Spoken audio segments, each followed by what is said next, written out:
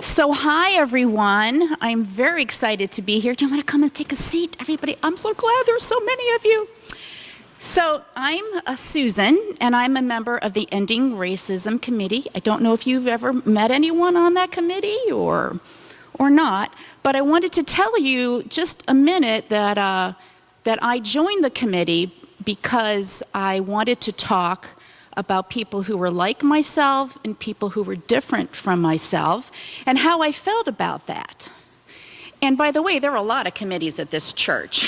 One in particular you probably know, which is the committee that runs the Sunday school and also the events. So the Ending Racism Committee is really just one of many committees here. So I want to first tell you a little bit about myself, and then I'm going to talk to you about a famous boxer. And our minister, Kent, and I must have been on the same track because he talked about that famous boxer last week. So we're going to parallel a little bit. And you guys weren't there, so this is like a really good thing. And then I want to mention something about maybe you and how it might relate to you. So I grew up in Cleveland, Ohio, and I moved to Florida when I was 10 years old. Now, this was in the 60s and 70s, and the world looked very different then in some ways. And in some ways, you know, the world hasn't really changed a whole lot, believe it or not. So I noticed that there were differences between Ohio and Florida. And one thing, Florida, and I grew up on the beach, most of the people looked like me. They had white skin color. But every summer, my mom would take me back to my family, my cousins and my aunts and uncles and all my friends, because I was 10 when I moved, and I remembered Ohio.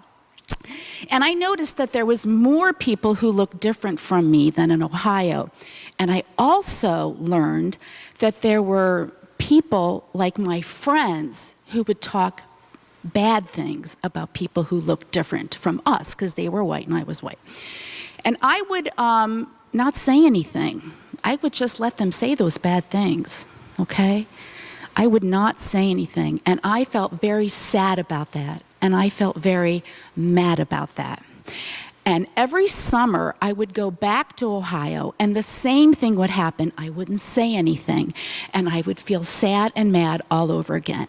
And it hurt everywhere that I couldn't say anything. And I have thought about this a lot growing up, well, mostly as an adult and reflecting back on my childhood, why I never said things, because the things they said were really mean, and they were about maybe Jewish people or Arab people, and most especially people who were black. So I never said anything.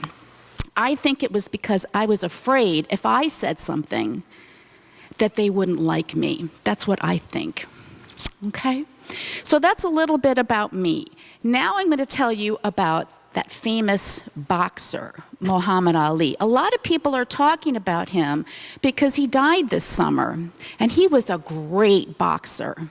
But some of the things that I learned, and I think Kent learned, or maybe Kent knew more about Muhammad Ali, I learned a lot last week listening to him, that I didn't know, is that he spoke out when people were saying things that he didn't believe in.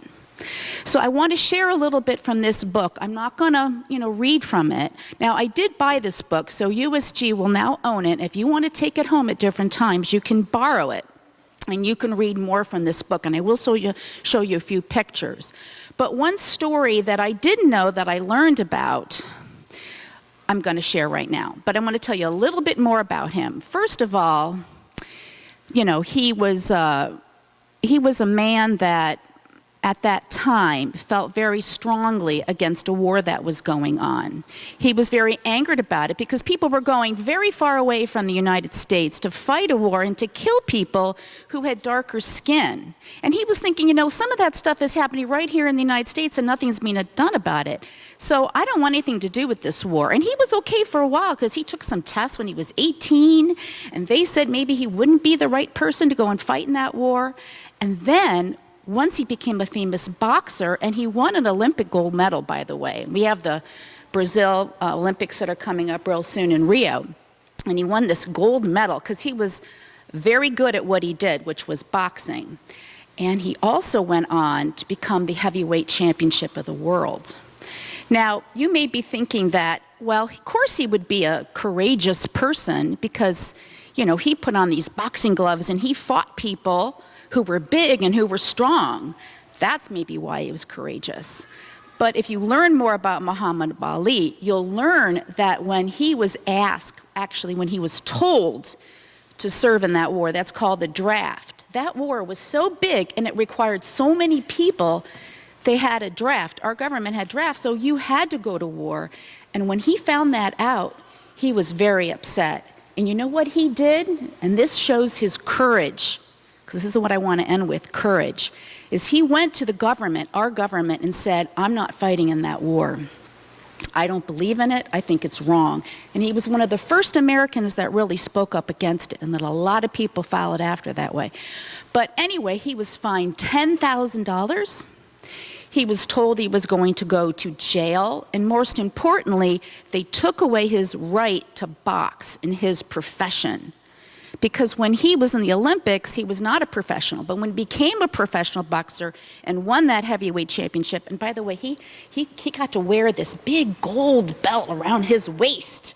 It was something to be the heavyweight boxer of the world. Now he couldn't box because of all this, because he said that he was not going to serve in that war. So that took a lot of courage. And you know what I think?